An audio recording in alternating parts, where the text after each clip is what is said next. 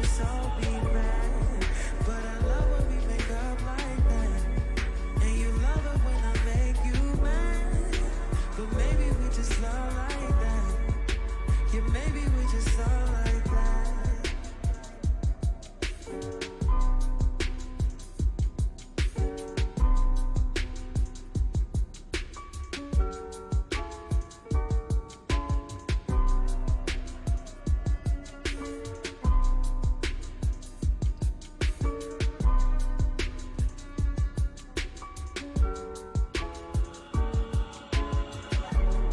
Can't say you love me when it's like that.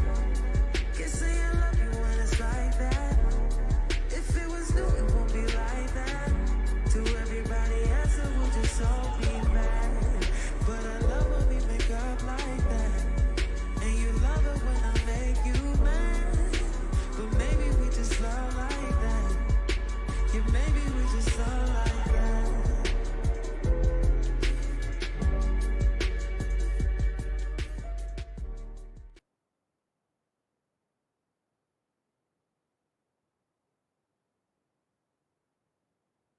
Anyone can have a game, but it really gets interesting when you go for two. The Go for Two podcast starting now.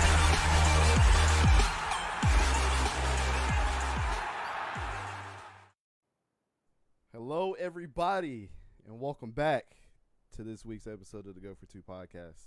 This is episode 19, not the COVID-19 episode, but the NFL episode.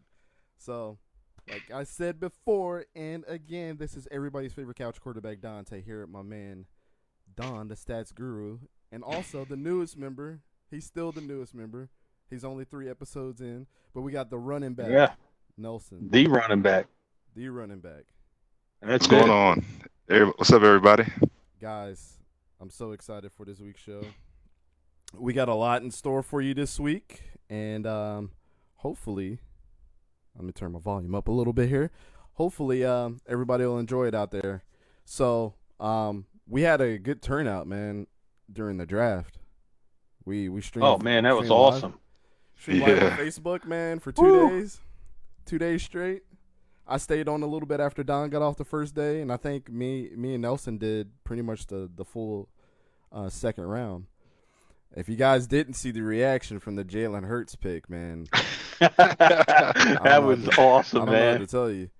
I'm over here roasting Chase Young when he's when he's dancing and singing, man, and it was a great time. So if you guys missed it, there's actually a YouTube clip. If you guys want to see it, I can clip it here. But yeah, we're back. Next week's episode is going to be a doozy too, so we'll discuss that a little bit later.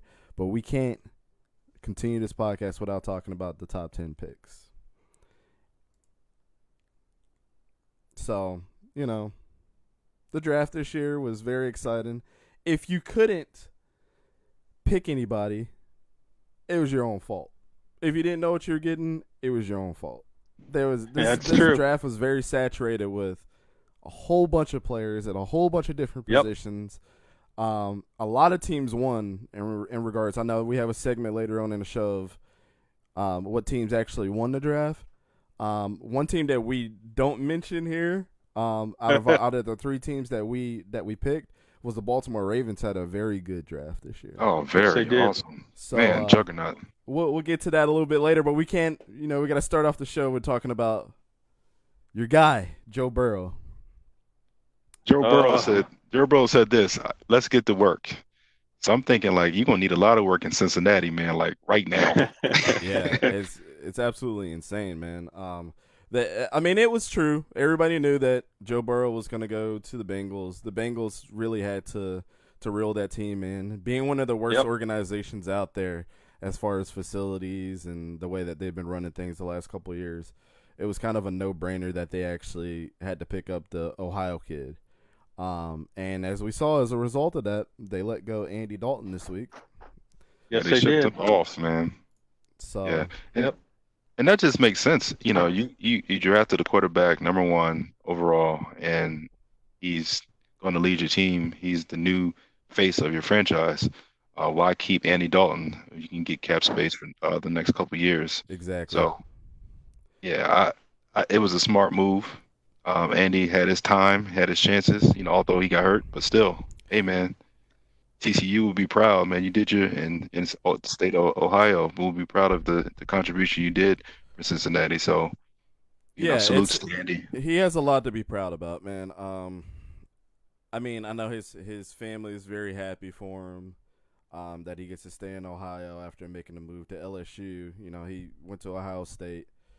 Had a great career. Great first year, right? With LSU, having to be the Heisman winner. Wasn't bad. It was kind of a no-brainer, even though we all predicted Joe Burrow to be a bust moving forward. I think he'll have some sparks here and there in life, like we discussed the last episode. Well, yeah, we did say that, Joe Burrow it was like a tale of two seasons. He had a fantastic season this past season, made him number one pick overall by far, but that was a 180 from the season before. So, Absolutely. what are you going to get in Cincinnati? Like you said, you'll get some sparks here and there, but overall, doesn't look like it's going to be that promising. You know what I think? I think Joe's going to be that guy. I don't know if you remember the Joe Montana story where Joe was in the Super Bowl and they were playing against the Cincinnati Bengals, and they was driving down. They were on like maybe their 10-yard line, and Joe gets in the huddle and looks at someone in the crowd and say, "Hey, look at that sign right there," and it like eased everybody down in the huddle. And so I think Joe Burrow's going to have that type of confidence that he's going to bring to the huddle. He's going to make Right. everybody kind of calm and easy because his confidence right now is just way too high. It So is. yeah, so they might call him the next Joe Cool, man. So we'll see what happens. I mean, this was obvious. This wasn't a surprise. And it's kind of, when you know it's not a surprise and you know what the organization was going to do, it's not a lot to say at this point. Joe Burrow went number one to the Bengals, hometown boy back home. Let's see if he makes some Yep. splashes in the NFL. He's got some great weapons around him. I mean, you got John Ross. AJ Green did not make a move. They franchise tagged him, I believe. They got He can't go nowhere. Yeah, you got Joe Mixon. You got Tyler Boyd still out there. That defense is okay. Offensive line is okay. So it shouldn't be an excuse of why he can't at least have a decent year. This will really prove if he is the quarterback that everybody says he is. But to me, I don't think A.J. Green, Tyler Boyd, and John Ross are going to save him. Because these NFL defenses are going to be able to react a lot faster than these college Yeah. secondary guys. Absolutely. You only play against the Jeff Okudas of the world, a couple times in college, but you're going to run into how many? Grown man. You got two every game, 2 times 16, 32 different quarterbacks plus the nickelbacks that are all Jeff Okudas. So, hey, good luck, Joe. But sometimes you hit your stride later on in your career, and maybe this is his catapult. So I don't know. Yeah, I think Andy Dalton should have stayed. I don't think they should have got rid of him at all. That's just my opinion. 9-year veteran. Everybody says that he was kind of a bust, but he could barely win any playoff games, and he seemed to crumble in big moments. But I mean, Marvin Lewis was your coach for your whole career. That really never won anything. Never really got. Every time he went to the playoffs, he lost. I mean, Right. Andy Dalton's a good quarterback, man. I just don't see it. He's not trash. I mean, if you go look at his stats, he is not trash whatsoever. That's right. I think he made the Pro Bowl his rookie year as well, or his second year, one of the two. He did. So, I don't know. To each their own. Joe Burrow, number one to the Bengals. Not a surprise. Now, Right. one that kind of surprised me because I didn't believe that they were going to go in this direction was Chase Young. Back home in D.C. He's from Upper Marlboro, Maryland, around my parts. But yeah, he is a Redskin now. Any thoughts on this one? I mean, from what the experts were saying, this was kind of a no-brainer as well. But I think It that was. they needed help in other areas because they do have Ryan Kerrigan, who is still playing at a high level. But having 2 good edge rushers now is really going to force quarterbacks in the NFC East to play a little bit faster this year. That's for sure. That's if he strings together the talent that everybody thinks he has. I honestly think he's probably going to be a bust, but his ceiling is very high to be a really good player. Yeah, I think he's going to be. Go ahead, Don. I was just going to say he's going to bring a lot to the Redskins. I don't think he's going to be a bust, and they are going to be a little more dynamic on the rush now, and teams do have something to worry about. Yeah, absolutely. I mean, Yeah. his ceiling is so high, guys. It's kind of ridiculous. But can he translate that to the NFL, not being able to slap these grown men's hands and arms down as much as he did in college? Is going to be the telltale story of if he can adapt. Like I said on the the last podcast we did, learn from Joey Bosa. That dude is a finesse freak, and that's who I kind of compare Chase Young. After watching a lot of tape the last couple of weeks on him, I've kind of turned a leaf on him a little bit, but he's really got to string together something like the Joey Bosa and the Nick Bosas, who are just, they don't really do a lot of power moves. They're just finesse guys. Get in, get out, Swiss Army knife kind of linebackers. Yeah, the great Alavan said this. Whatever you did in high school, you can do it in college. Whatever you do in college, you can do the pros. So I think he will make the adjustment. Not only is he going to be a great rusher, but they can utilize him in stunts and also packages. He can be a linebacker. He can go That's right. in the flats. He can cover. Watching some of his film, he actually was in in a two-man deep coverage when it came to I'm sorry, in a linebacker coverage, and they actually had him in 2-point, and he just fanned out. So I think he's going to be a great asset for the Redskins. The only thing about the Redskins that they always pick great defensive players, and they end up being average. And I don't want them to be average on defense because they always pick the great defensive players at Alabama, and they always pick big time defensive units. It's just it has to translate over to the offense. Hopefully, the offense can at least put some more points on the board for Washington. And yes, you can stop them on third down all you want. You can get them out of the red zone, and you can put your offense in good field position. But if you can't score, what is there to do? So, but I think he's going to be, I think he's going to be a great addition. I think he's going to be when it's all said and done, he's going to be up there with and quote me if I'm wrong, Lawrence Taylor. He's going to be up there with a type of ferocious, violent play, and he's in his hometown. So, as a kid, if you can go back to your hometown and play, man, that's extra incentive because you got all your family, all your friends, Yep. looking at you, and it's time to represent and put your state on your back. So I Unless think you he's want to going be a to guy like me who wanted to get it straight away from my hometown, which is Columbia, Maryland, which is around Upper Marlboro and Baltimore, and I really wanted to get the hell up out of there. Man, Well, if Delaware had an NFL team, man, and I came and I played for Delaware, I'll be ecstatic, man. Yeah, New I head think coach it in just- Washington, so I think it just kind of came with the territory where, yeah. I've always lived in so many different states growing up too, so I never really felt comfortable just being in one place. I felt like my life has always kind of been on the move, so if I was to play at a high level like that, it's like I want to get far away from the place that I've been staying the longest, which was in Columbia. So, but I don't like any Maryland teams other than Johns Hopkins lacrosse is the only thing that I'll root for. But everything else, yeah, you ain't gonna find me wearing the Ravens purple anytime soon. So another obvious pick, guys. Chase Young is just one of those guys that his ceiling is so high to be such a great player, and we don't wish nothing bad against the guy. I honestly think that he's probably going to be a bust when people figure him out. But if he can always adapt to the game, he's going to be a great player. Another obvious pick, the next one up, man, Jeff Yep. Okudah. Yeah. It was obvious. I think collectively, we all wish that he wouldn't have went just because how he did our boy, or Matt Patricia did our boy Darius Slay. That's right. I don't think the Detroit Lions, while Matt Patricia's there, is the best place for a cornerback to go. It's kind of like when you play for the Browns. If you're a quarterback, you know that you're going to die there as well. Like your career is just going to tank. This with the Lions, this is a situation where with Matt Patricia, all cornerbacks go to ruin their career. So Jeff Exactly. Okudah's ceiling is super high as well. He sticks on you like fly paper. Now, my worry was just the reps that he got last year because they were taking a lot of their players out, halftime in the third quarters because, no fault of their own. Smart from the coach not to allow, any of his starters to get hurt. But the thing is, with Jeff and, it's going to be the same thing with Justin Fields if Ohio State has a great year. J.K. Dobbins, too.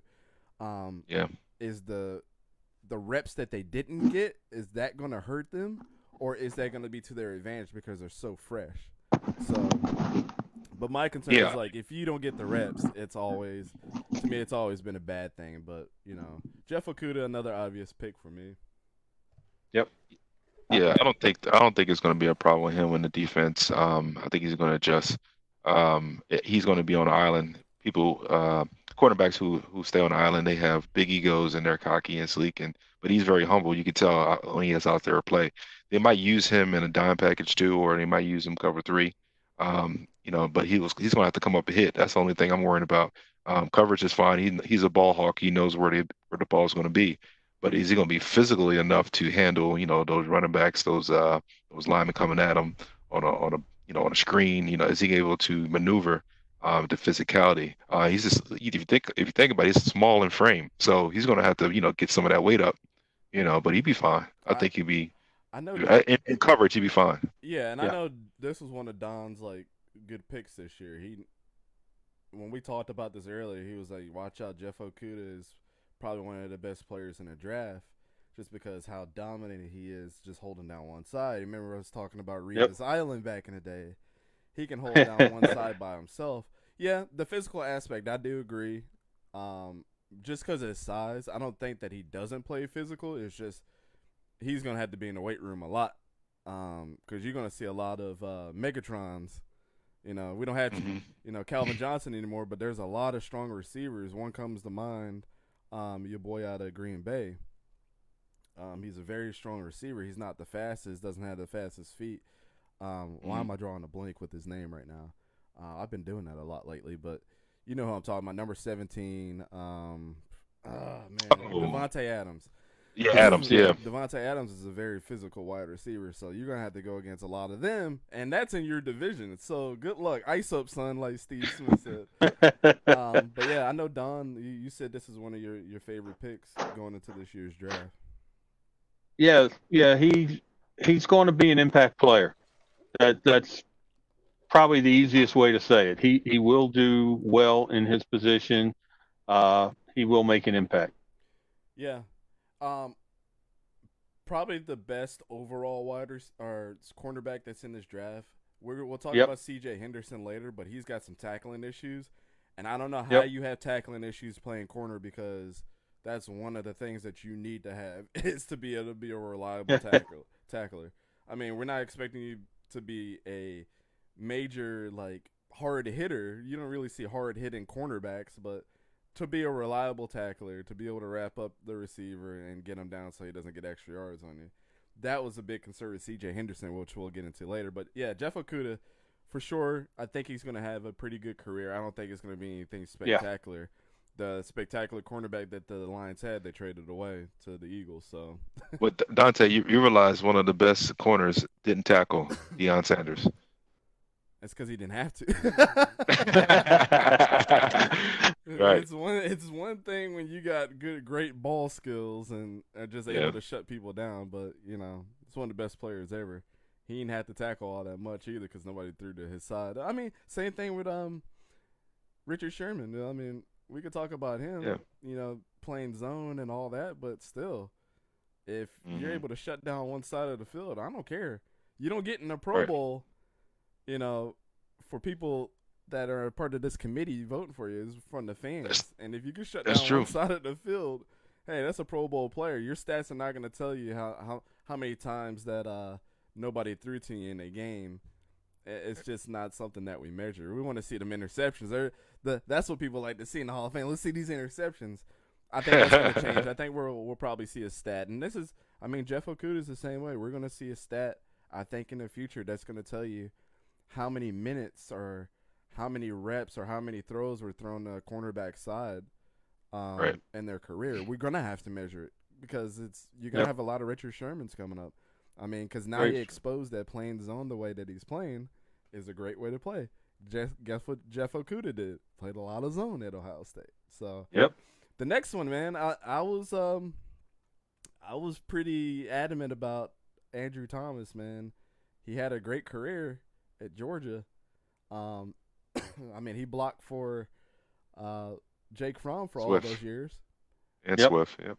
Yeah, DeAndre Swift. Some other players that played there too in the past. Nick Chubb.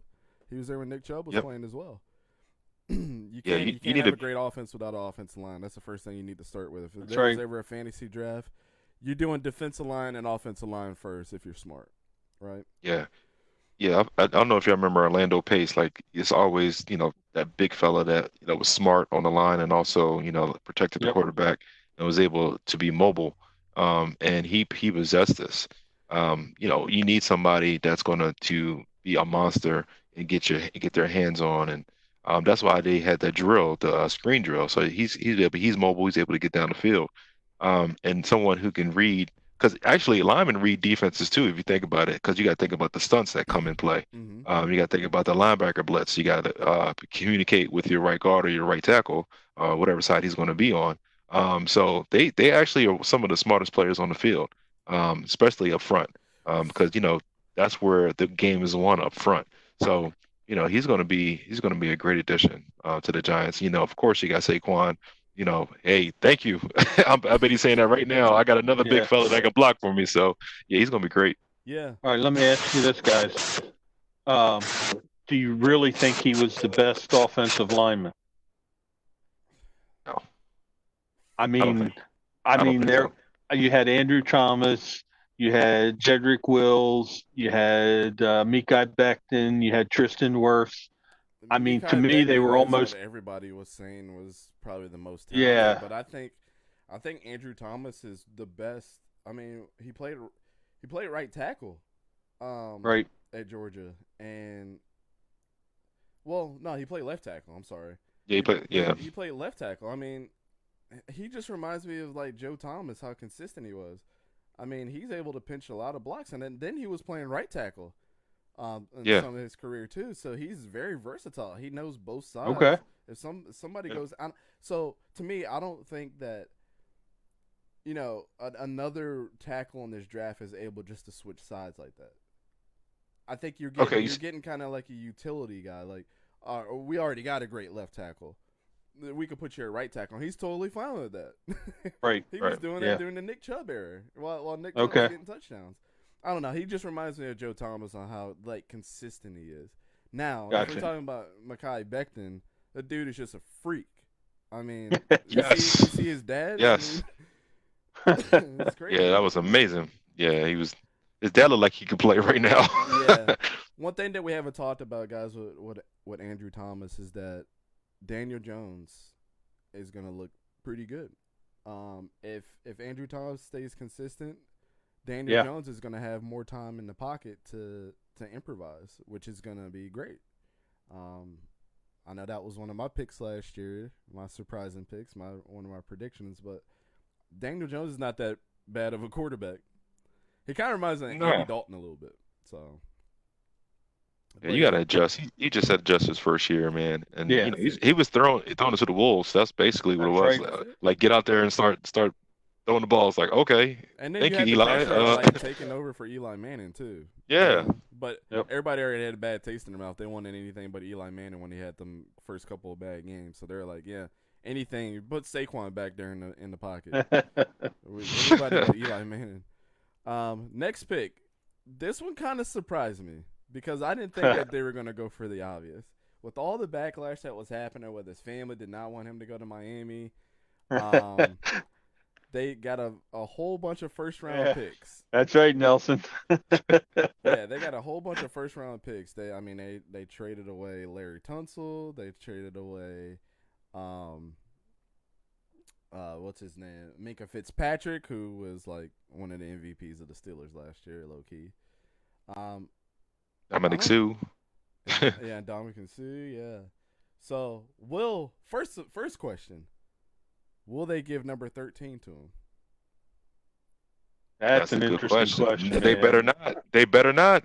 They better not. Don't tarnish Why- that you- number just in case. Yeah, they better not. He better realize that that number's going to be in the back in the Raptors. I said Raptors. I'm sorry. In the banner section. And he's going to have to realize that that Dan Marino number should not be tarnished, like you're saying. It should not be Right. ruined.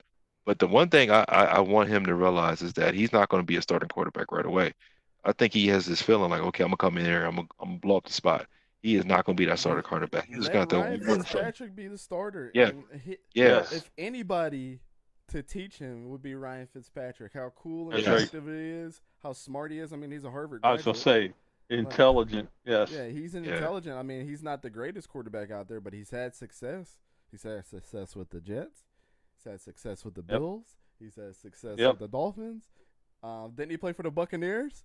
He played. Wait, but hold up. success with the Buccaneers. Can you say that? Can you say that one more time? He had success with who? The Buffalo Bills. Yeah, Okay, I just want. I remember that. Didn't they have like a 10-game winning streak with him or Yes, something? they did. Yes, he did. Yes, he He's did, not man. that bad, See that? man. That's a perfect quarterback. He's in a great situation. Just how Jameis is in a great situation with Drew Brees. Like he put his feelings Yeah. aside. As long as Tua doesn't let his ego get the best of him, and figures out that I really need to sit behind, Ryan Fitzpatrick, all of this will be so much better for his career. Yeah, when he took over for Jalen Hurts in Alabama, you could tell he was shocked for one, but then his confidence boosted up to make him think he was something that he's higher than what he is. Yeah. But I think if he realizes, this is the NFL and the adjustment's going to be different. Like these guys are grown men, they got salaries, they got mortgages. They're not playing around, and so they know your weakness. They know they're going to attack your hip. They're going to do anything they can to break you down. And so I think he wants to take it slow, take that slow walk, creep a little bit, learn, adjust, and then you got to think about this too. In college, you got a certain lifestyle. In the NFL, there's a whole different lifestyle you got to adjust to too. So you got to realize that it's not just all about football. He's gonna have to adjust on the social life too as well. So, but I think he'd be fine. It's just he's gonna have to bring himself down a notch and realize that he's going to be either a 3 or 2 in the depth chart. Yeah. But he's the most talented quarterback in this draft. That's for sure. Just based off his statistics. Learning an ever-going offense every single year that changes. I mean, Jalen has the same thing. We'll get to Jalen Hurts later, but, Jalen Hurts had to learn a whole bunch of offenses too. Being in that Alabama offense is not easy by any stretch of the imagination. Shoot, Alabama is like it's like the NFL, man. Yeah. Yeah, so I mean, Tua, everybody knew that this pick was coming. But I just was surprised that they actually went with the obvious, knowing how much backlash that the family was gonna give. And how much, that people didn't think that this would help his career out. I think more of a pick that we're going to talk about next, Justin Herbert went to the Chargers. But everybody thought Miami was going to pick Justin Herbert at one point. So, this has been a catch-22 all the way around. So that'll segue me into the next pick, which was Justin Herbert, man. Kind of surprising. I thought that they would have went elsewhere, but this kind of solidified that they're not going to bring any other quarterback in. Right. Yeah. Right. That they really believe in Tyrod Taylor. Another Bills quarterback that had success. We get rid of all our good guys, man. I don't know why, but okay. Yeah, I mean, Yeah. I like Justin Herbert. I said that Yeah. last year. I said that he would play well enough to be a Heisman candidate, which he kind of did. But playing in shotgun your whole life is not going to translate well to the NFL. That was one of the things that Tim Tebow had a problem with. Is like he didn't know how to be in the pocket. He didn't know how to take a snap, on the center. He was playing in shotgun his whole life. And this is one of the things with Justin Herbert is running that spread offense, being in shotgun all the time, is what's going to screw him up in the NFL because you can't do that all the time. So I don't know, man. It's just one of those things where they are going to rely on Tyrod Taylor being the starter right now, and I believe that with the Justin Herbert pick, maybe they might get something where it's like Russell Wilson, where he comes into his own real quickly, and they pull the trigger and start him, and then Tyrod Taylor gets the shaft again. Oh no, I hope that don't happen. Don, I'm sorry. I think you're just gonna say something, Don. Yeah, it's okay. No, I think Justin Herbert's in a good learning situation out there with the Chargers. Absolutely, Uh, Ryan I mean, Fitzpatrick and yeah, Tyrod Taylor, man, two great backups. yeah, exactly. So I think given the time and the proper instruction and the proper reps, he's in a great position. I do agree that familiarity with the shotgun may be an issue, but he'll have some time to work that out. It's different when those defensive tackles and that nose guard just stack the line on you, and you're trying to take a snap. It is a little Yeah, different, man. it is different. You got some space in between you and the shotgun, and ain't nobody. You ain't gonna get that pass rush right away. So Yeah, I think Justin's gonna be good 2, 3 years from now. I think this is Yeah. he's gonna be a sleeper. Yep. And he's gonna come out of nowhere in like 2, 3 years, and I we're don't gonna think he's think, gonna be a bust whatsoever. yeah, No. and then we're gonna sit anything. back. We're gonna sit back and say, like, wait a minute, this guy, we forgot about this guy, and all of a sudden, he's reading defense, he's adjusting, and he's gonna be a big presence. And of Mhm. course, Phillip Rivers is going now.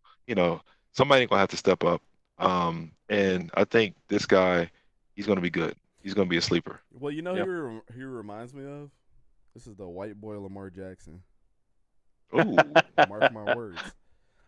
Okay. Where a lot of people said, "Oh, he's got the arm strength, but he's not that accurate," which is kind of true, especially when you get pressure on you. But Lamar Jackson won a Heisman and was always the best quarterback on the field in the pocket. I mean, I yes, remember those Florida State games. Like, for people to say that he can't throw on a dime and can't, thread the ball, Justin Herbert has showed promise being can throw in the ball with his arm talent. So yeah, I don't necessarily agree with a lot of people. I just think he needs molded, and I think the Chargers got a for sure thing. He's from the West Coast. You got your all time quarterback right there. Let him learn. Don't get too cocky. Let him learn Mhm. Right. against with Yep. Tyrod Taylor, because Tyrod Taylor is going to assume the position. He's already at that spot. He was already campaigning for Cam to come in, so he knew, like, I'm gonna just be a backup. It just is what it is. I'm cool with coming in and saving the game late in the fourth quarter if Cam got hurt or something, or another quarterback got hurt. I can come in and win you a game. It's just not. He's not a 24/7 quarterback for your team. That's Dante, what's good, and I hope we have the opportunity to see preseason, but that's going to really help these guys. So when he gets into those preseason games to see how fast the game moves, Yes. and comes in, and play against some great defenses, yes, he's going to be maybe the third quarterback coming in, maybe like late in third quarter, but once he gets adjusted, man, he figures it out, he's going to be good. yeah. Like I said, he's gonna be white boy Lamar Jackson for sure. Because that boy's got some wheels on him, man. He won a lot of games, didn't he? Have in the Pac-12 championship like 4 touchdowns rushing or Yeah, something like that. I yeah, mean, this is what the NFL is molding into. If you don't have a pair of wheels on you, it's gonna be very hard. And we already Yep. saw Lamar Jackson's a handful because he's like, well, dang, he can shred me up throwing the ball, but he damn sure can shred me up on the legs because he's the fastest dude on the field. And Justin right. Herbert's got some wheels, man. But And look, and go ahead, Don. I was going to say, it just shows you how much that has evolved over the years because you've had running quarterbacks in the past, Mhm. but they either had design runs or they would run first as soon as they were in trouble. Yep. But these guys have evolved to the point where they're still accurate, they're still dependable passers, and they don't run first. Right. And Yeah. Don, I was going to allude to what you're saying is the NFL is changing. It's getting Yep. to a college play style. It's going to be RPO. So Yep. he's perfect in Oh that yeah, system. perfect for it. Yeah, because he's Yep. already doing it in the Pac-12, fastest conference in the nation, like I've been saying. So I'm looking forward to seeing what his career is going to be like because I ever since last year, Don knows I was a big fan of Justin Herbert. I Yes. think people really overlooked him for whatever reason. I remember staying up late and watching some Oregon games and being like, dang, he might be real good because he's got the size, he's got the speed, he's got the arm. He just needs to read defenses, better, and trust his arm a little bit to get those those passes in tight windows. So I know we spent a lot of time on Justin Herbert, but the guy, this was in some people's book a surprise pick. But I mean, the Chargers are a talented team. Who else could they draft other than maybe somebody on defensive line or another linebacker or a quarterback? And that's where they fell on, was another quarterback for the future. Because Tyrod Taylor's not going to be your future. So, I mean, you know what you're going to get. The next pick, I think this was the head scratcher for a lot of people, was Derrick Brown going to Carolina. Now, Yeah. a lot of people are like, well, it's not really a head scratcher because we did need a defensive tackle. But it's like, how could you – like I said, the two best people in the draft to me, number one was CeeDee Lamb, just by the talent. Number two was Isaiah Simmons for sure. Sure. I think maybe him and Patrick Queen. Patrick Queen is a little undersized, but Isaiah Simmons could play like so many different positions. Oh, that was like, crazy. Really well. So it's like, why didn't they bring the Carolina boy home knowing that he could do edge rusher, he could play nickel, he can go in the middle linebacker, he can go into safety, and they need all those positions. I know.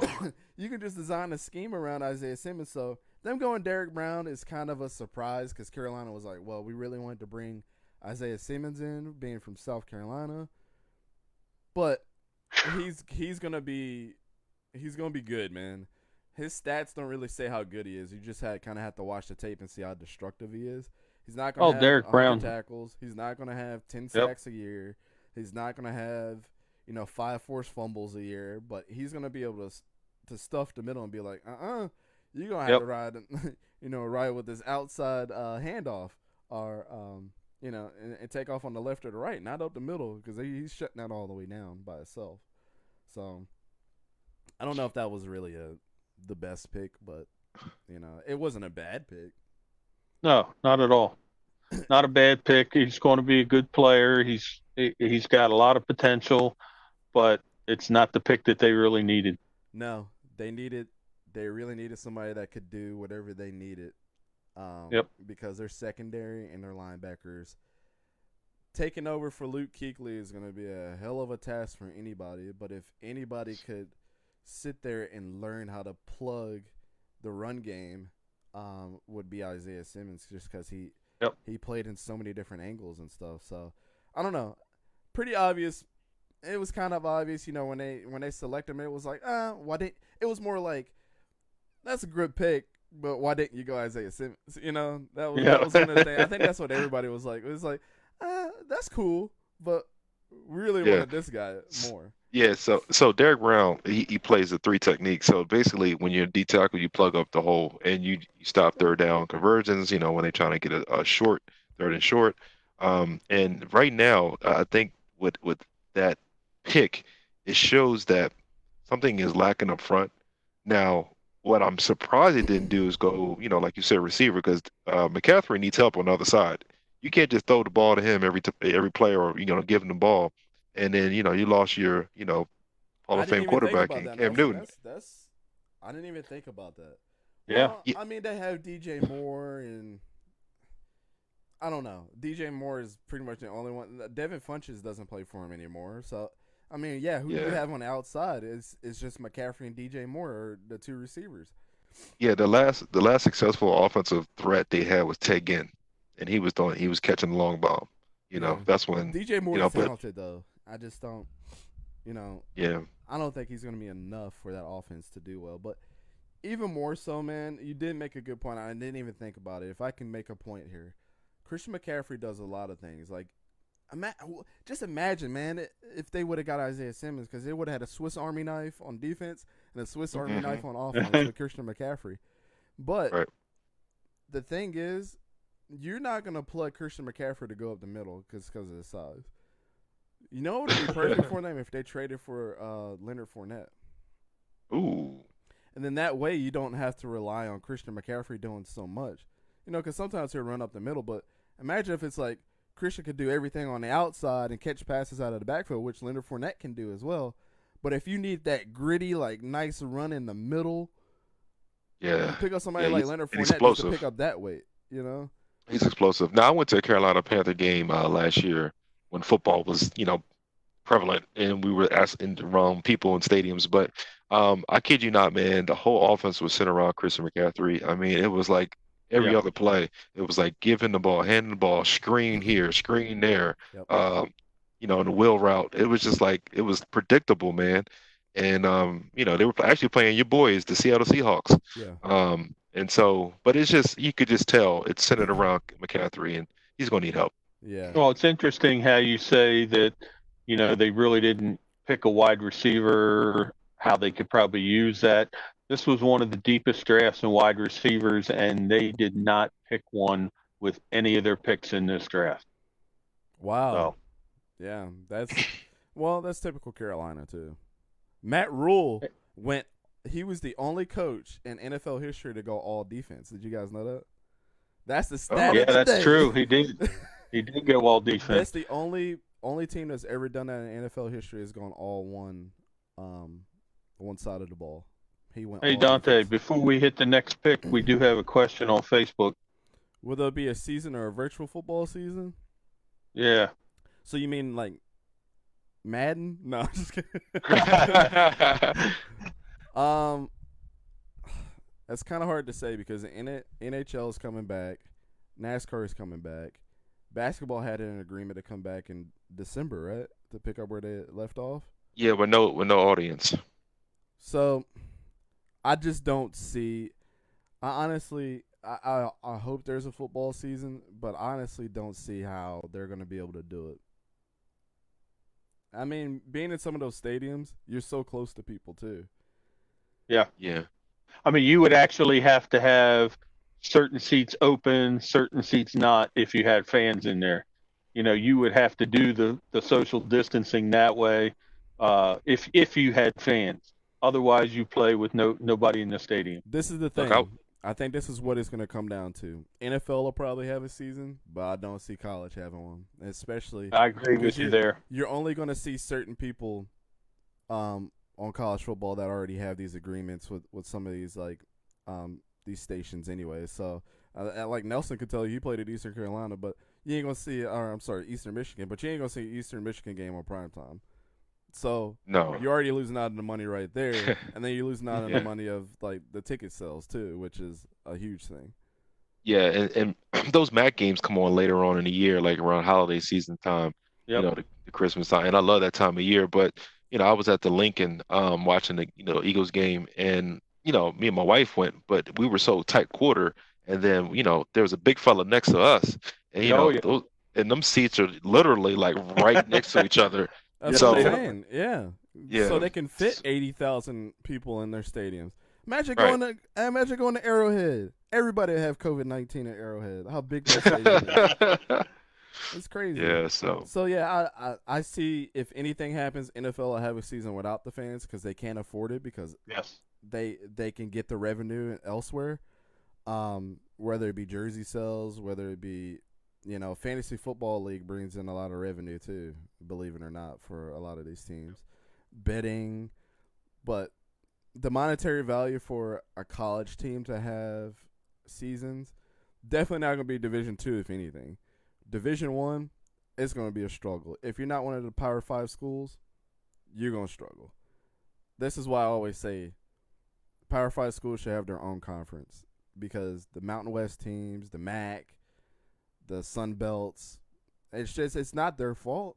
But if Florida State and Florida is playing and you got FAU and Louisiana State playing, or not Louisiana State because it's LSU, or Western Kentucky playing, which game are you going to watch? right. I mean, Yeah, we I can agree. appreciate it, but we're going to put on the Florida State game. It Yeah. just is what it is. That's it. Yeah, So, yeah, it's so just, true. I mean, not to get off on and we got to get to the next one because, the Yeah. show's running late here, but not to get into another sport, but think about the soccer and how the women's soccer wanted equal rights or equal pay. But then really, if you read about that whole case, what the judge was pretty much saying is like, you got men's soccer that's bringing this much revenue. You got women's soccer that's bringing this. We would love to give you equal pay, but we can't. You know, it's just one of the. It's just life, guys. It's like if Burger King was making more money than McDonald's, who's gonna pay their employees more? Burger King than McDonald's. It just is Yeah. what it is. And Dante realized that the NFL owns one day out of the week, Sunday. And So they just talked about having Saturday games as a normal. So if that happens, if they say we're gonna have Saturday games this year, first of all, they're gonna have an NFL season, and second of all, college ain't playing. That's right. All your primetime stations are gone now, college. Sorry. yeah, that's so true. The next pick, we talked about him a little bit. Isaiah Simmons, man, Swiss Army knife Yeah, himself. that says it all. Yeah. him and Chandler Jones are gonna be a problem. Yes, they are. Yeah, That was a great pick. I bet Arizona spent the least amount of time making the first round selection. As soon as Carolina didn't pick him, they were probably on that like, hey, we know who we want. Yeah, I Yeah. mean, there's not a lot that the Cardinals had to do either. They got a pretty solid team. They just all need to Yeah. come together. Cliff Kingsbury got them boys working at the end of the season. They had a way better year than what people were giving them credit for. And shout out to Cliff Kingsbury for not like folding under the pressure, because people are like, can he bring the college game into the NFL? He adapted really well, and that's the reason why he drafted Kyler Murray, because he knew what he could do with him. And I was one of the haters. I mean, I'm gonna just be completely honest. I was hating. I was like, man, how you gonna bring somebody like Kyler Murray to come and play for your team and this, that, and the third, blah, blah, blah. He made it work with the weapons that he had. And now he's got DeAndre Hopkins. And then DeAndre Hopkins is gonna learn from Larry Fitzgerald. Man. It's gonna be crazy. And then that defensive line is gonna put so much pressure on the quarterbacks this year. They're gonna lead the league in interception. Prediction: Cardinals league leader in interceptions this year, just because of that. Yeah. I Could don't be. know. Any more thoughts on this, guys, man? Because like, it's pretty obvious that he Yeah. is like one of the best picks in the draft. The dude Yeah, was Yeah, I absolutely think insane. you got a jack of all trades here with Simmons, and he's gonna be a monster in any position. And he can go in the coverage, he can go in the flats, he can work up front, he can you could just put him anywhere. And you know what, they might mess around and put him on offense. You never know. But They he's might. just he's just a freakish athlete. Think And about the this, guys. foundation. He was a 3-star recruit coming out of high school. Wow. Wow. They didn't expect So- much out of him, and they got a lot out of him. This is one of those Yes, they guys did. that went to college and was like, Coach, I'll do anything that you want me to do. I'm not a Yeah. linebacker. I'm not a pure safety. I'm not a pure corner. I'm not a pure defensive end. I'll do whatever you need me to do. And that's Yeah. awesome, man. I think he's going to have a really good career. They say Clemson linebacker, but he's more than that. Oh yeah. he's But I your think- flex guy for sure.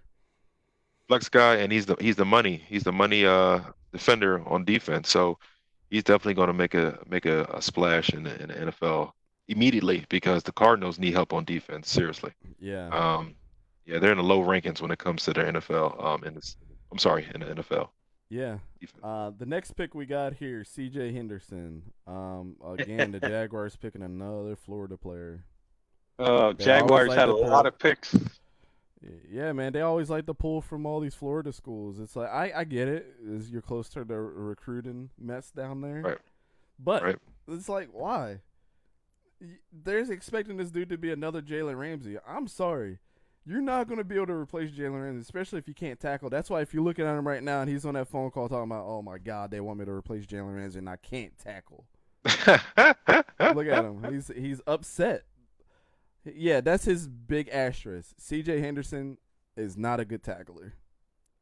And Well, you realize that Henderson is nowhere near the length and how tall Jalen Ramsey is. Ramsey's like what, 6'3", 6'4"? yeah. And how tall is he? He's and not even Jalen's 6'2". physical, man. Like, there's no comparing. You're not gonna we're not gonna see. Jalen Ramsey is gonna go down as one of the best cornerbacks ever. And I'm not saying that because I'm a Jaguars fan. I'm not saying that because I'm a Florida State fan. The facts are the facts. Like, this dude can do anything.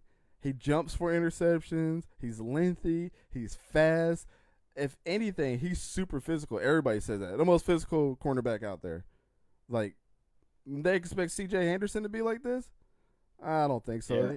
He No, used to not be, quite. he had running back offers from like Auburn and some other schools in West Virginia, I believe. But Yeah. he's fast, got quick feet, got good ball skills. But He I can't think he's tackle. gonna. I think he's gonna blend in with the rest of the cornerbacks in the NFL. I think he's not gonna be a standout. Right. He's yeah, he's aggressive, and that's great. But when you're in the NFL, all that aggressiveness, you can plan for that. But he'll blend in with the rest of the cornerbacks in the NFL. Yeah. Yep.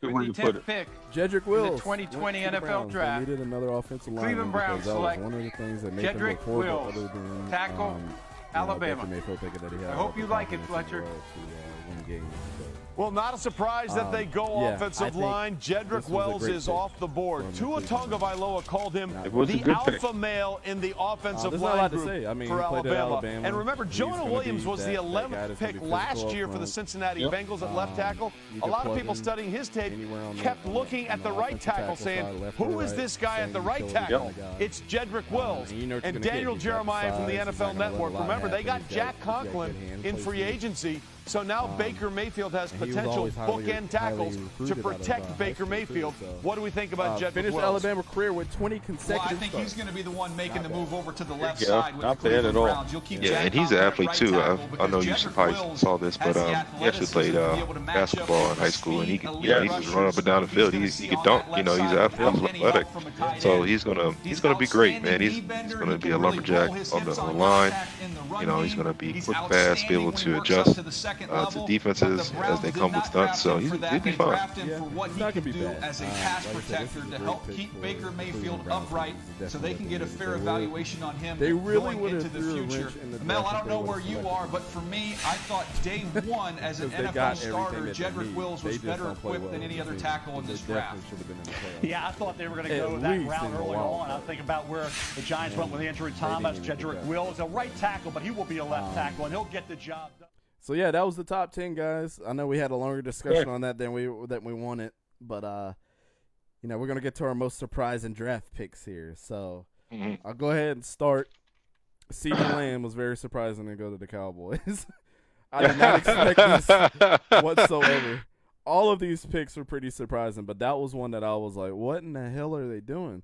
But I guess, you saw Jerry Jones. He was on his yacht. He was scheming. When they picked him, he was excited. And when he gets excited about something, and he will be wearing number 88 from Dez Bryant. So a little shots fired. Oh, Shots fired. Definitely. So that was my surprising pick. Just the fact that they already have a deep wide receiving core, and Mhm. they signed their tight end to that extension, and their offensive line is pretty good. Ezekiel Elliott, he is what he is. Like, I'm still not surprised by the guy. If he took that offensive line away, I think he'd be trash. But I don't know. I think they needed help on corner. I think they needed help on a defensive line. I don't think they should have went wide receiver whatsoever. But hey, to each their own. They're gonna have a great passing game this year. They're forced to. Mhm. Now, this is when you make picks like this. This forces you to be good at whatever position that you just saturated. These wide receivers and Dak Prescott should look amazing next year. And if they don't, then they failed themselves because they really shouldn't have picked him. And I heard the Raiders were trying to trade up to get him, Right. and they couldn't. Nobody would trade because everybody knew that that's who they were going after. Yeah, there was a lot of trade talk to get CeeDee Lamb. I know the Eagles were looking to move up. They talked Oh to no, the that was Falcons. the Eagles, not the Raiders. Yeah, Yes. that was the Eagles. Yes. And they tried and tried and tried. They threw everything in Yep. the kitchen sink. They still suffered Yeah. from Carson Wentz when they drafted him. And Jerry Jones was like, "Nope, don't want them to have him." Yeah. Now, and then when you wear a number 88, and hopefully that doesn't happen, but when you wear a number 88, that's filling big shoes because you got to think about it. Michael Yeah. Irvin wore 88, and they gave it to Dez Bryant, and Yep. he made a significant difference when it came to the receiving core in Dallas. So I think the receiving core is going to be nice. Will he be extraordinary or extra talented in that field when it comes to Dallas? I just hope I think he will. I just hope he doesn't get caught up in the drama when it comes to Dallas, because there's a lot of things that's going to come into play with the whole Jerry Jones, Ezekiel Elliott, Dak Prescott. Things are happening around him, and I hope he doesn't get sucked up in that. I hope he just goes out there and plays. And you got Mari Cooper. He's still hungry for that contract. So I think if he stays focused and say, "Hey, I'm here to play football. Let's go." And I think he'd be fine. Yeah. Yeah. Well, Don, I know your pick was Jalen Hurts. Oh yeah. Well, like I said, the best reaction I ever saw was watching you two, man. I had to walk out the When room that and get pick my came life up. together. Now, I understand the Eagles' philosophy about having a quality backup quarterback. I mean, that's what got him to the Super Bowl when Wentz got hurt. And not to And interrupt you, Don, but the people that Yeah. are listening, we're not saying that these are bad picks. This is No. why we call them surprising picks, because we can pick Surprising. any pick in this draft could be bad. So I didn't really want to Yeah. say that this is, that these were bad picks, because Isaiah Simmons could come out tomorrow and be complete trash. We just don't know. But these are the most surprising picks based off of the situations that they're going to. CeeDee Lamb is going to saturate a wide receiving core. Jalen Hurts. I'll let Don finish. Now, they had Nick Foles, but he got too expensive after winning the Super Bowl. They didn't want to pay that much money for a backup. Their backup they had right now was Nate Sudfeld. They're paying him about $2 million a year. Once again, you're paying $2 million for who? Nate Sudfeld?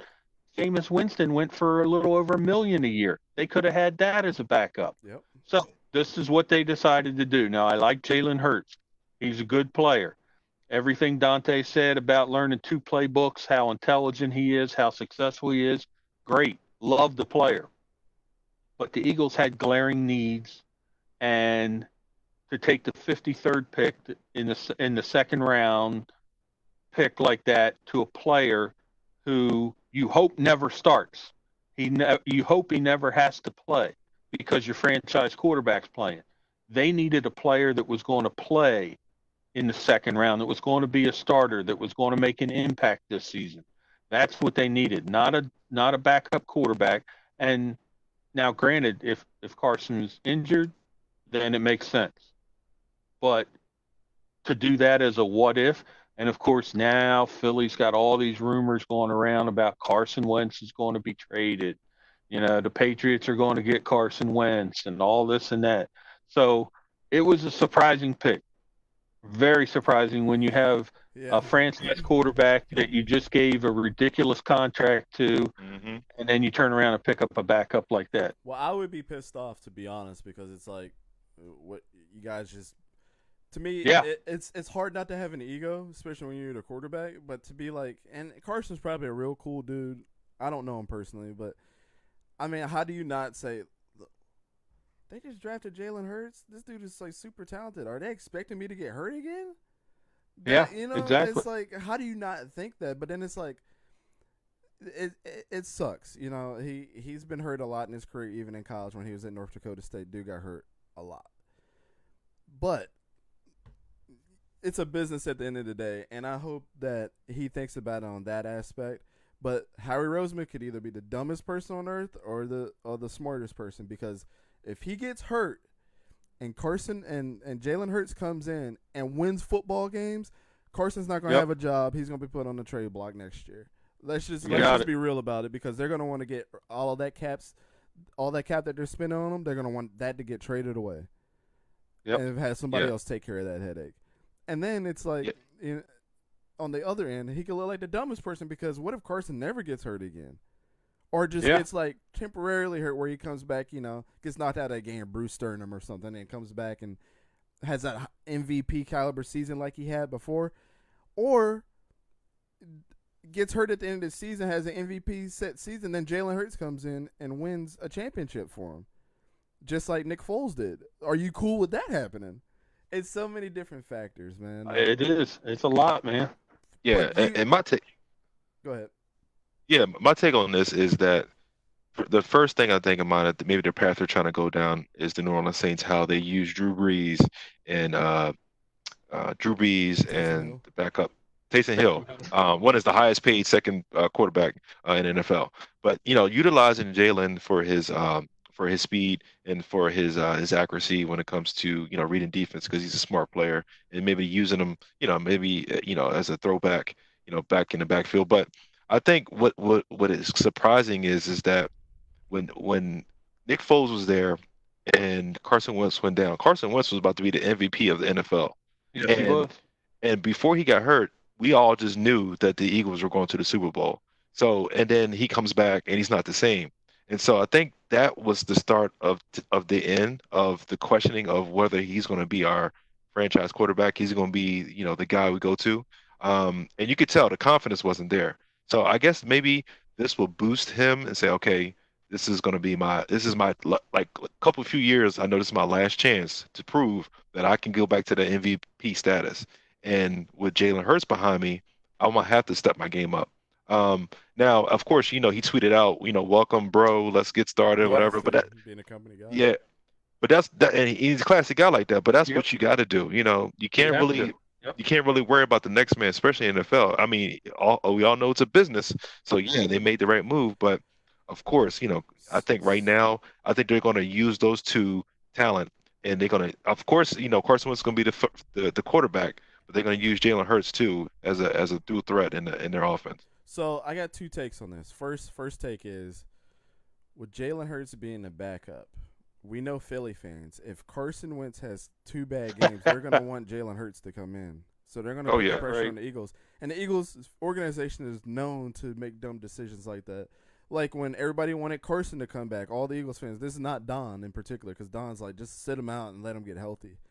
But typical Eagles fans are like, we want Carson to come back. That's our starter when they knew he was hurt. And then you come out and he says, oh, man, you guys hurt my back even more. Well, no, it's not Carson that's going to run himself, because he's a competitor. He's going to want to play regardless. But the Eagles organization's got to know, like, just because you're having a couple of bad games or somebody's not doing something that you expect them to do right away, don't go ahead and start Carson. So that's my first take. My second take is, I think they would severely undercut themselves if they try to think about this offense to be something like the Saints. Because Taysom Hill was a true – he wasn't known for his arm when he played at BYU. Let's be completely real about this. Like, he wasn't known to be like Jalen Hurts. He's got an arm on him, and he can be accurate. But that's what they always say about quarterbacks that have a big legs, and, can run the ball and do all this stuff. I think they would do themselves a disservice if they just strictly try to use him as a utility. Jalen Hurts will do whatever. I agree. He's another one of those quarterbacks that are just going to do whatever you ask him to do.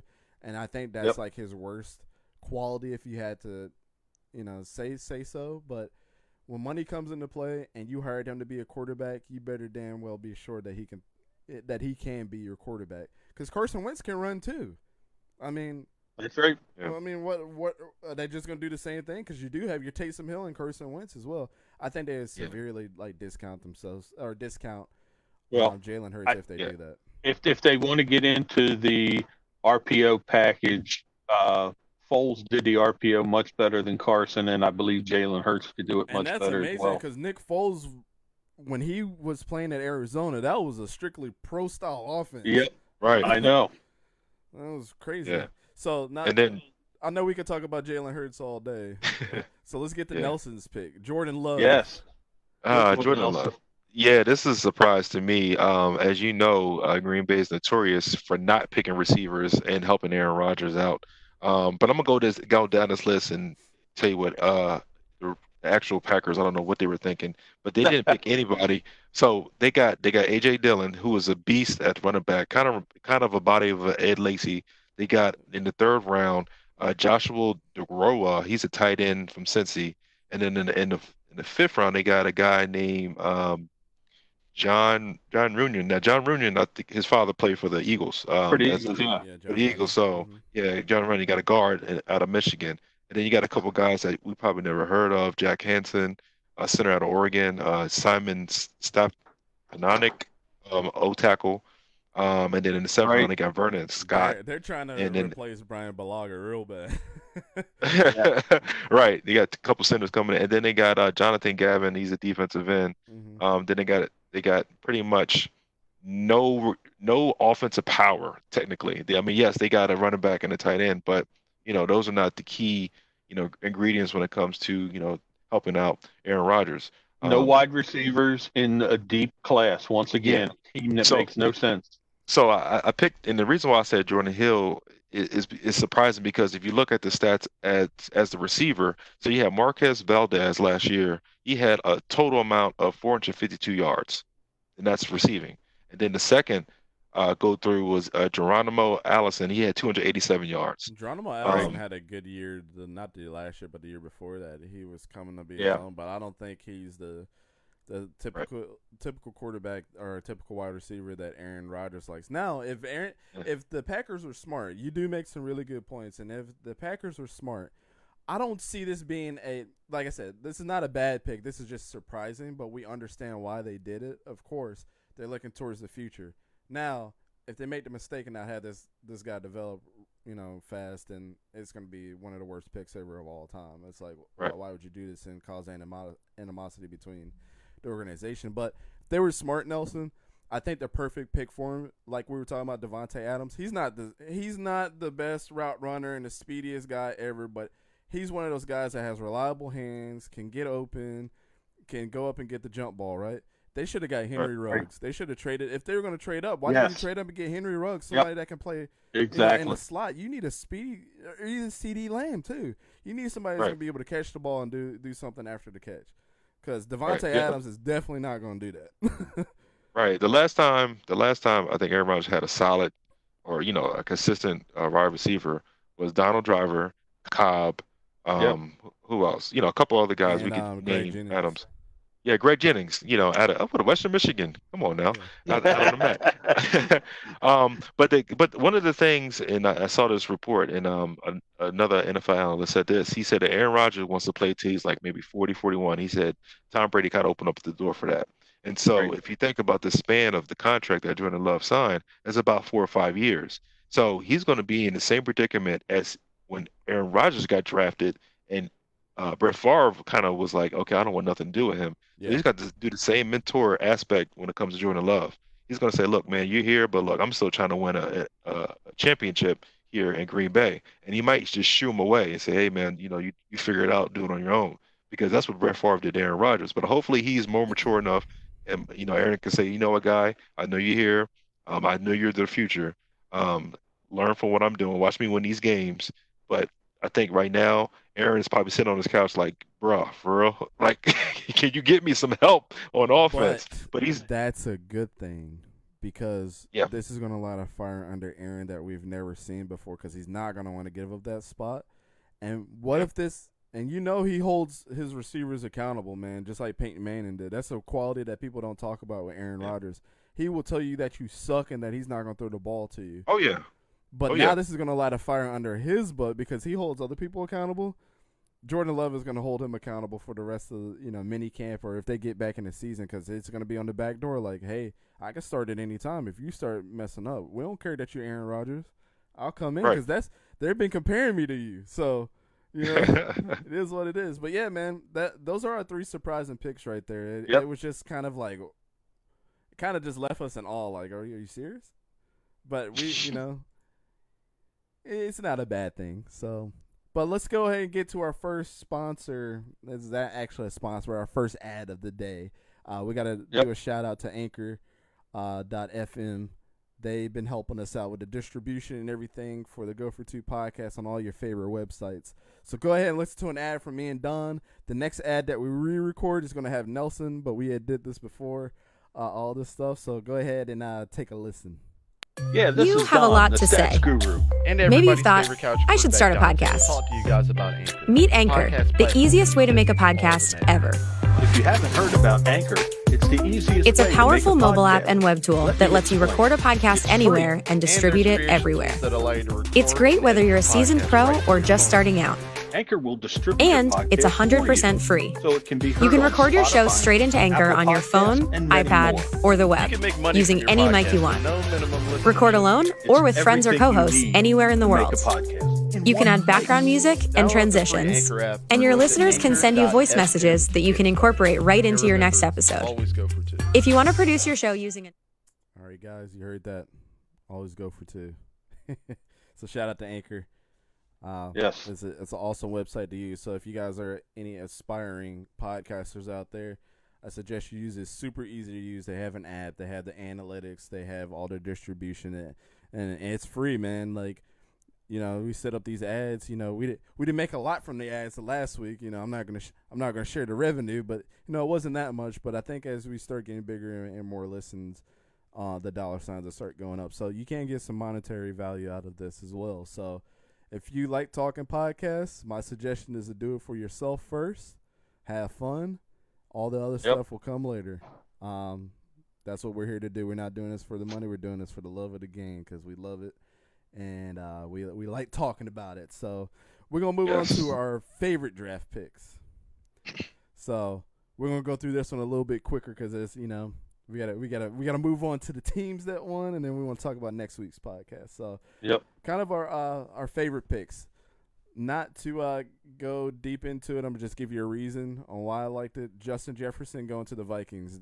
It's obvious they needed to fill in the gap for Stephon Diggs. He kind of reminds me a lot of Stephon Diggs. He can get a quarterback out of trouble a lot of the times. His ball skills are good. He's got good speed. He's very lengthy. He was kind of a steal for the Vikings, I think. A lot of people really should have looked at Justin Jefferson more than they did. If they really looked at the tape, and I'm not saying that these experts are wrong, but if they really looked at the tape, man, this is one thing that we were saying the last time on the podcast. Joe Burrow underthrew his receivers like crazy sometimes, and Justin Jefferson and Jamar Chase got him out of a lot of trouble. Thaddeus Moss, he got him out of a lot of trouble last season and made him look way better and padded those stats for him. So I thought that was my favorite pick. Don's, you said yours was Patrick Queen, another LSU guy. Yeah, another LSU guy, linebacker. I like Patrick Queen. Pick 28, first round, the Baltimore Ravens. He is projected as a do-everything, three-down linebacker for the Ravens. Next in line for one of the franchise's most storied positions. I mean, Ravens have only taken 2 inside linebackers ever entering the draft. Ray Lewis, of course, Football Hall of Famer, and C.J. Mosley, 4-time Pro Bowler, who they really never sufficiently replaced. But I think they got a good one here in Queen. I remember we talking about that last year. It was like, wow, why would they even not re-sign C.J. Mosley? He was the one that was picking up the pieces after Ray Lewis left. But whatever. And even when Terrell Suggs left. So, yeah, I like Patrick Queen. I think he's a little undersized for the position. I think him being a kind of a outside linebacker more than a middle linebacker because they have to do kind of a lot more. But like I know what happened to Telvin Smith this previously before this podcast. Another Jaguars guy getting into some trouble. I don't know, messing with little girls and stuff. But it doesn't sound good, man. Not to to compare Patrick Queen as far as like his personal life, but Telvin Smith was one of those guys that was just all over the field, and they always said that he was an undersized or oversized safety, but an undersized linebacker. I kind of describe Patrick Queen the same way. He can hit you real hard, and it's like, wow, you're that small, but you hit me that damn hard. He's kind of one of those guys that we're looking for. Nelson, before we get to your pick, let's answer some questions from Facebook real quick. Will the Giants win a game this season?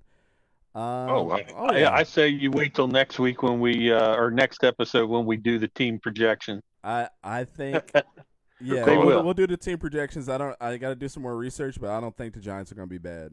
Based off they had a pretty good draft this year. Charlie Rose asks, if the Bucks and Pats go to the Super Bowl, what will the headlines say? More to come on that one.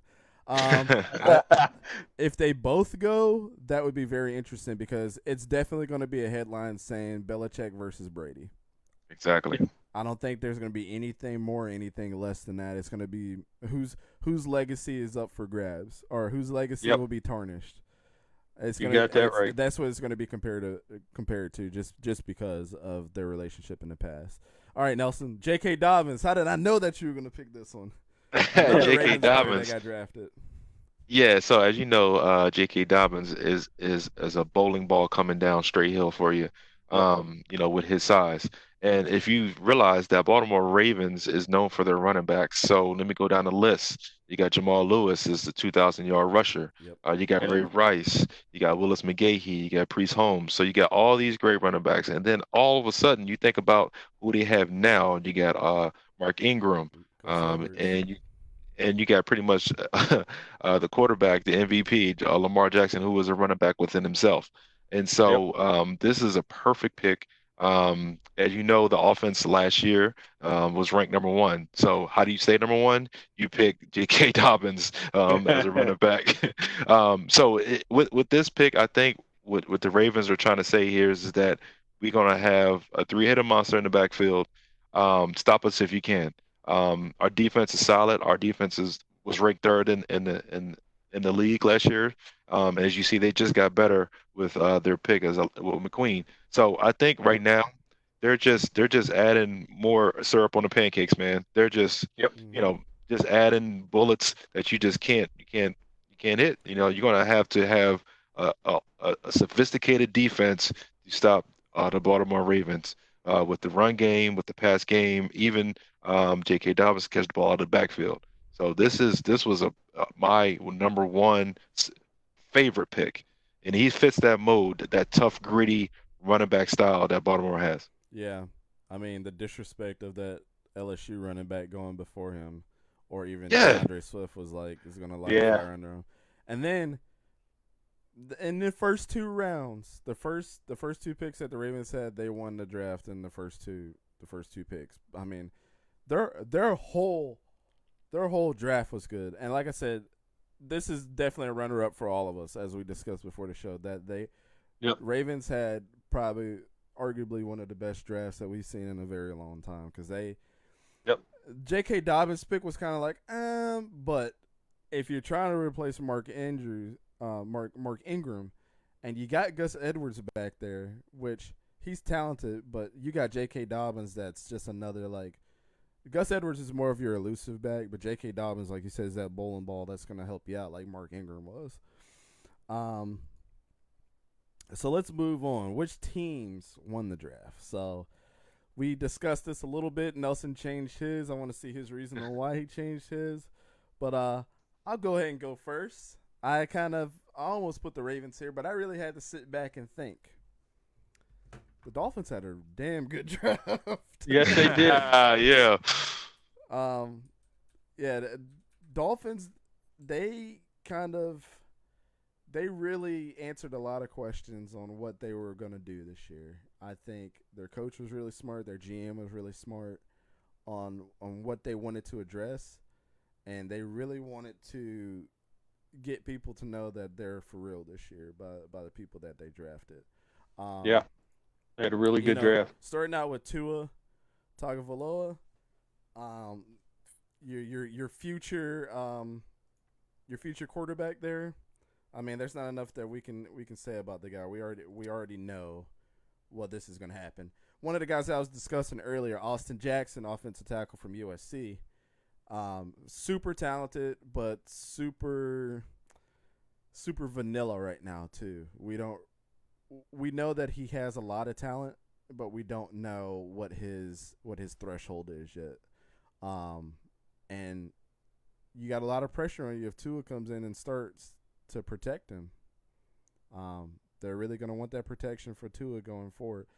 And then I know I'm going to screw up his name, Noah Igbenogany from the cornerback from Auburn, which was probably the second best cornerback in his draft. They picked him at number 30. So that was 3 first-round picks, and then they followed up with 2 second-round picks. So they addressed a guard, another person to help out, a defensive tackle, which they needed, a safety, which they needed.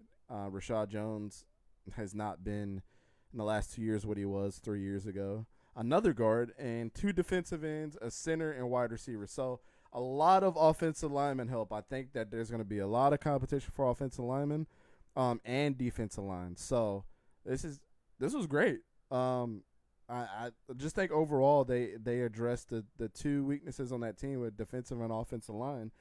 And if, like I said, if you want to start a team, you go offensive line and you go defensive line. It gives you a lot of opportunities. So Don had the Denver Broncos, which I can't argue with that either. Yeah. Shout out to the Gray Wizard, right? My man picked all Denver Broncos players his first year of fantasy football. That does not work out the correct way. No, that didn't work out for him very well. Because when it came but to no, he was done. I did like that they had 10 picks and they didn't trade. They addressed a bunch of needs. Starting out with Jerry Jeudy as their first pick at number 15. Throw him on board with Cortland. Man, what else can I say? They got Noah Fant. They got Lindsey. They got Melvin Gordon. Drew Lock. Drew Lock is gonna have his pick And of he's already fun to running the watch ball. and already like a happy-go-lucky guy. So him getting on Yeah. the my man was like, "Ooh, I can't wait." I know, man. And then the second round, they go with KJ Hamler, one of the guys I profiled last episode. Yep. I mean, it's just they address their needs. They picked up a cornerback. They got a center. These are all needs that, you They got know. their 2 outside guys and a slot receiver. They are set, man. Yeah. Noah Fant is a great tight end. It's really interesting to look at these drafts that they got, these players that they got in, for example, round 6, they got Mutai, a guard from Fresno State. I mean, Yes. this guy, he's a second-round caliber player. A lot of people had him projected to go, and they got him in the 6th round. I Yes. just like what they did. They're bolstering their offense so they can go head-to-head with Kansas City scoring points. What's Drew Lock going to do? That's the question mark right now. If he continues his success that he had later last year, they're going to be a team to reckon with this year. Yeah, Charlie Rose, the Cowboys definitely did not win the draft. No. sorry for your luck, but you guys have a good team that just doesn't know how to put their talent together yet. Unfortunately, they should have won the NFC East last year by a long shot, and they didn't. Now Nelson, the newly appointed Las Vegas Raiders. There you go. Yes. You have and, them winning the draft, which is very interesting. But they did address a lot of issues that they had as well. yeah. Yes, they So did. Mike Mayock might be know what he's doing. You know, Come although on, he's man! Don't disrespect my Critic- boy Mike Mayock like this. Uh, I predicted this, yo. yeah. So they picked Henry Ruggs out of Alabama, the receiver. We all know what he can do. Damon Arnett, cornerback out of Ohio State. 3rd round, they got Lynn Bowden, a receiver out of Kentucky. And I realize Kentucky has improved tremendously over the years, and they've been, and although they moved to the SEC, they have been, making some noise in that conference. Brian Edwards, a receiver out of South Carolina, he's a sleeper. Watch out for him. He's going to be dangerous. Great route runner. John Simpson, guard, out of Clemson. Everybody knows about Clemson. Also, the Pats, they beat out the Pats. They moved up and got Tanner Moss, safety in Clemson. So, in the 4th round, they also got a cornerback out of Louisiana Tech, Mick Robertson. So they address a lot of things too as well. So last year their ranked offense was 24th, and their defense was 24th. And as far as their offense, their 3rd down conversion, they were 43%. That's terrible. So with the Henry Ruggs, coming through, and realize that their depth is pretty stacked. Okay, so think about it. Their receivers right now: Nelson Aguilar, Tyrell Williams, and then at quarterback. Nelson Aguilar, he's complete trash. Go ahead. But but when you get traded and you get to a new environment, you start acting. You might Nelson, have something. There's a 3-minute video dedicated to all Nelson Aguilar's drops, and they are terrible. Hey, don't count him out. He got a good first name. My wife always is like, "Don't pick on him like that." I'm like, Nelson Aguilar is complete doo-doo. Like, he's not good. Yeah. But think about it. They got Derek Carr. Now I'm not a big fan of Derek Carr, but his backup is Marcus Mariota. Okay, I think Marcus got shafted. Controversial things during this whole conversation. Nelson Aguilar, regardless of what you say about him, and now you're talking about Derek Carr that you don't believe in Derek Carr. I believe me and Don like listen, Derek Carr. No, I'm not saying I don't believe him. I'm not a fan of him. I think he can manage the game. But I think with Marcus Mariota there, he's going to step up his progression. He had a pretty good year last year that nobody really talked about. Yeah, but now he has a little bit of more weapons, minus, certain couple of guys. Remember 2 years ago we were talking about Derek Carr for MVP. Yeah. Yeah, because they had a great year. They started what they finished with over the 10-game win, 10-game winning season. Yeah. So that was surprising. But yeah, so I believe that they did improve, and I think they won the draft. Don, I had Denver actually when when we was playing this out. I had Denver, but I was like, you know what? Yeah, I asked him last night. Yep. Yeah. Yeah.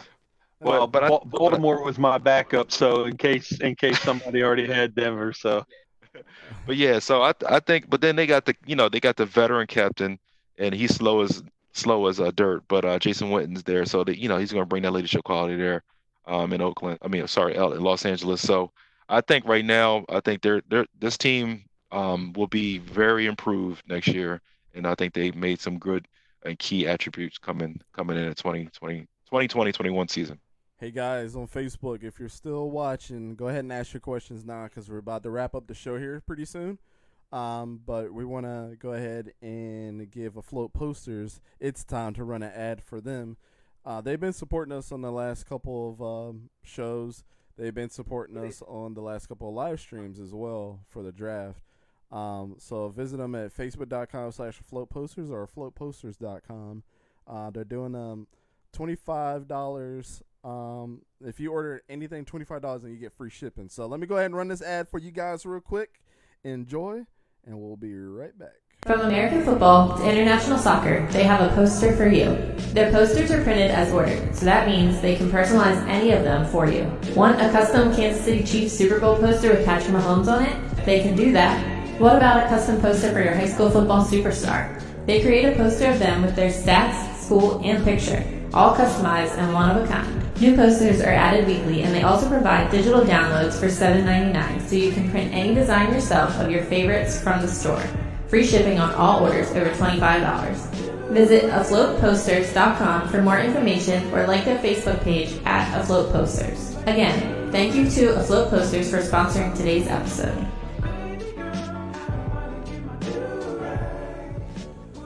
All right. Is the screen still frozen, Nelson? Are we good? No, I still got my mouth poked out. Wait. Yeah, it looks like. Oh, hold on. Let me go ahead and. Yeah, I'm trying to decide whether it's on your end or on my end. So. Let's see. Stop. All good. If y'all still listening, Go for Two podcast, the best around. Let's go. I think it's on the air. I think it's on Dante's end. Hold on, yeah, it might be on my end. Hold on, guys, we're having some technical difficulties. While I'm fixing this for you guys, we got a question from Charlie Rose again. Do you think Newton can work in New England or somewhere else? I don't think he's a good fit in New England. I don't think Bill Belichick will know what to do with him. Is the first problem. Can you guys see that now? Is it still frozen? Or are we good? This says starting to share the content. Oh, there we go. There we go. All right, cool. I think he's not a good fit in New England. He has to go somewhere that is going to really allow Cam Newton to be himself. And like I said, it's so funny that the rumblings are happening about Pittsburgh. I mean, Dante's been saying that forever. dude, like, are you serious? Like, it just makes so much sense. And nobody's really saying about the Mike Tomlin aspect, but he's going to allow Cam Newton to be himself, truly. And I think he will be a good successor to Ben Roethlisberger. He needs to, as long as he can do what Jameis Winston did, put your ego aside, learn from a Hall of Famer, have fun because your weapons are there. Yeah. James Conner is going to be excellent if he can keep healthy. Yes, he is. Juju Smith-Schuster is freaking talented and has fun as well. Just just close your eyes and imagine Cam Newton throwing to Juju Smith-Schuster and high-fiving each other in the end zone and celebrating. That's going to bring fun back to Pittsburgh. Yeah. You already know what their defense is going to do. Their defense is excellent now. I mean, Minkah Fitzpatrick, Devin Bush. Fitzpatrick, yeah. Your boy Bud Dupree from Kentucky. All those dudes. Cameron Hayward's still there. I mean, that defense is nasty. There's nothing that they need to do except for just sign him to the team. I mean, I don't know. I don't know what you guys think, but I totally, Yeah, you know. that would be an ideal situation for Cam to go to Pittsburgh. But to answer the guy's question, Cam Newton would be miserable in New England. He probably doesn't like the cold. So being in North Carolina and coming from Auburn, those are two nice places to enjoy the weather. But yeah, he'll be miserable. It's too structured. It's too by the book. And Belichick is not having all the extra, you know, mouth. So Cam probably is going to say, well, how about this? And probably Gruden's going to say, I'm sorry, Gruden.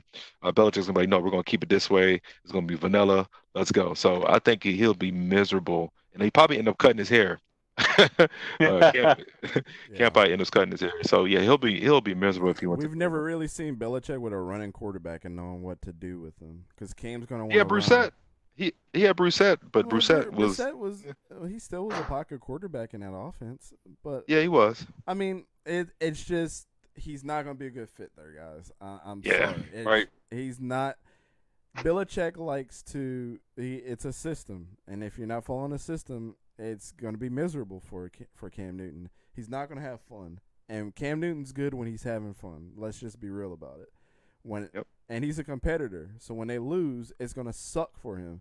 When you lose in Belichick's offense, it's like on to the next game, on to the next game, on to the next game. Forget about what happened. On to the next game. Their goal is winning the Super Bowl. Cam's a kind of a game by game guy. Let's build up some momentum. I mean, thinking about it, I don't really see anywhere else. I mean, Jacksonville. A lot of people have been making rumblings about that, and your boy from Cincinnati being cut, Andy Dalton, him going to Jacksonville. But I'm just like, why would you want to go into that mess? There's nobody down there but DJ Chark. I mean, that's it. I mean, Dede Westbrook is okay. You got Keelan Cole, he's okay, but like that defense is going to suffer. You're going to lose a lot of games, and it's not going to be fun. It doesn't matter how he's playing. When the team's winning, Cam's winning. I'm sorry, that's just I don't see New England being a good fit. The only other good fit that I saw was the Chargers, but that obviously they don't want him. So Cam is in a spot where I think people are just wanting to see where his attitude is. Are you coming here to be a starter? Because that ain't happening. But if you're coming here to be a backup and can wait your turn, then we want you all day. Because Pittsburgh hasn't come out and said that they don't want them. They just said that they're comfortable with their backups, which opens up the door. That means that's just the company thing to say. Oh, we're okay with Mason Rudolph and we're okay with Devlin Hodges. Them dudes suck. Okay, I'm sorry, they are trash. So bring Cam Newton in, who's a big body like Ben Roethlisberger. Ben can show him how to protect himself. You know, to be more. Those are improvising quarterbacks. That's your typical improvising quarterbacks. There is Ben Roethlisberger and Cam Newton. I think they would do well with each other. That's just my opinion, but they both got to put their egos aside. And if there's a little bit friendly competition, that's even better for Ben coming off that injury. Yeah, Ben is he says when Antonio Brown left, I can finally breathe now and play football. And he feels free with this offense. And if you bring in Cam Newton, I bet he starts getting tight again. Like, oh man, now I got another ego guy coming here. I'm about to talk to him. And remember, these guys, they're not just playing on the field. They're in the meetings. They got to hang out together. So I think that aspect of it, it'll be great. Yes, on paper, Dante, but those two were not vibe. They're total opposites. They will not vibe. Yeah, it's gonna. They're both egos, man. Their egos are just way too high. But if one of them could be the bigger man and the other one, like if Cam Newton could just come in and shut up and just do his job, Ben's not going to. Of course he's going to take it as a shot for him, but he's getting down to the bottom of his career too. The one thing that Cam Newton can't say, I got an MVP and you don't. That's one thing he can say is like Cam knows how to play the game. But yeah, he does. It's just do you want your security blanket to be Mason Rudolph and Devlin Hodges? Or are you guys just going to wait? Are you guys going to suck this year and try to pick somebody like Trevor Lawrence up? But yeah, that's been our draft, recap, guys. Any final thoughts from this week before we start getting into the episode. Kia Drew, your wife is in the chat. Hey, How's it going? hey, Kia. So, I don't. Yeah, I got one thing for you. Yep.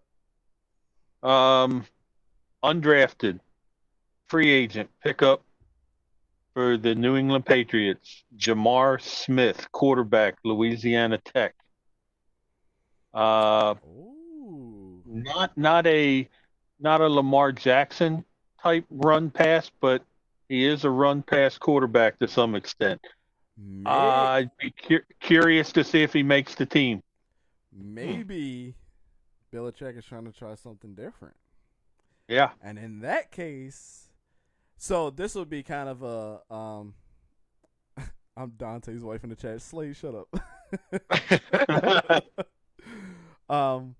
In that case, if they start bringing in a quarterback with some legs, then one of the things is Belichick might be looking towards that direction. But what would be the head scratchers if they sign him to the team, and he even ends up like starting in the game, and it works out?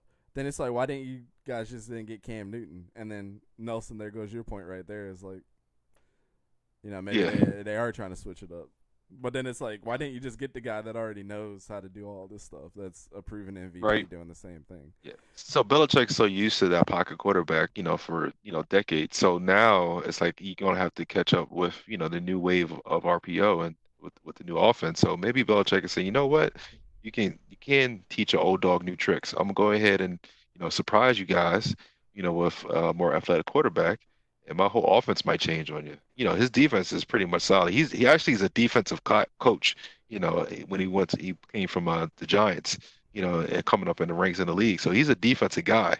Don't get me wrong about that. But coming from an offense standpoint, you might just say, you know what, I'm gonna just switch this up a little bit and surprise everybody because I don't have my Tom Brady anymore. So I gotta catch up with the RPO. Yeah. So I'm gonna leave you guys with this final thought right here. John Harbaugh is going to be a Hall of Fame coach. And the reason why, players like playing for him.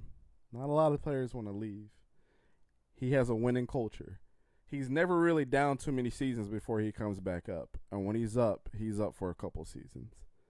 And number 3, his offenses and defenses always adapt. Regardless, you never see the same type of player come in. We don't see a Ray Lewis type player on that team, but he made it work. Did we ever talk about Baltimore having one of the best defenses last year? Absolutely not. But did we talk about Lamar Jackson, who is a running quarterback, truly, and having faith in his quarterback, saying, they say that you only have a pair of legs. Let's show them that you can throw the ball. How many times did you see Lamar Jackson under center this year and have success? Yep. John Harbaugh, best adaptive coach of all time right now. I don't think anybody does it better.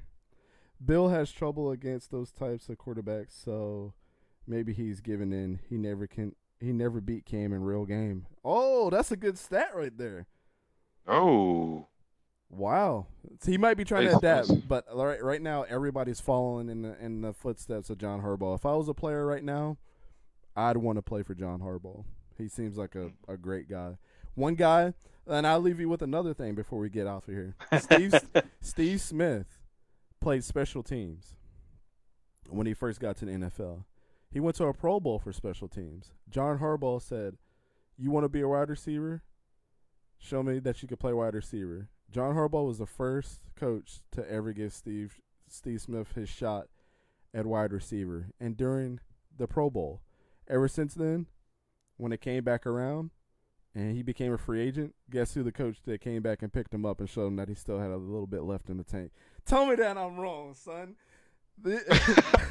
John Harbaugh is the best coach that we're looking at right now. We're looking at a man amongst boys. Next week's episode, guys, we are going to get into the division talk like we did last year. I'm super excited, man. That was like some of my favorite podcasts is us predicting.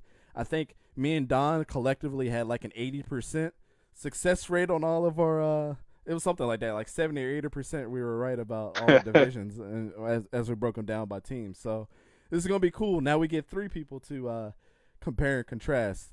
That's right. Brackets. So hopefully ours look a little bit different. If we all agree with each other, that's cool too.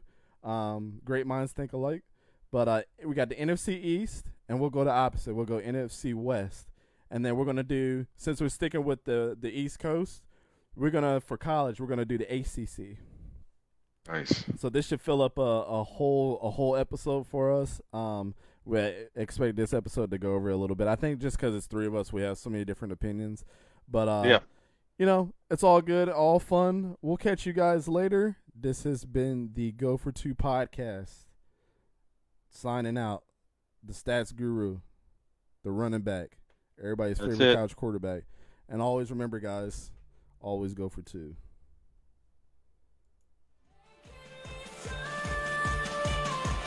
Thank you for listening to this week's episode of the Go for Two podcast. Follow us on Facebook and Anchor to keep up with the latest releases, news, and updates on the guys and all the current football news. If you liked what you heard and don't want to miss an episode, find us on Apple Podcasts, Google Podcasts, Breaker, Radio Public, and Spotify.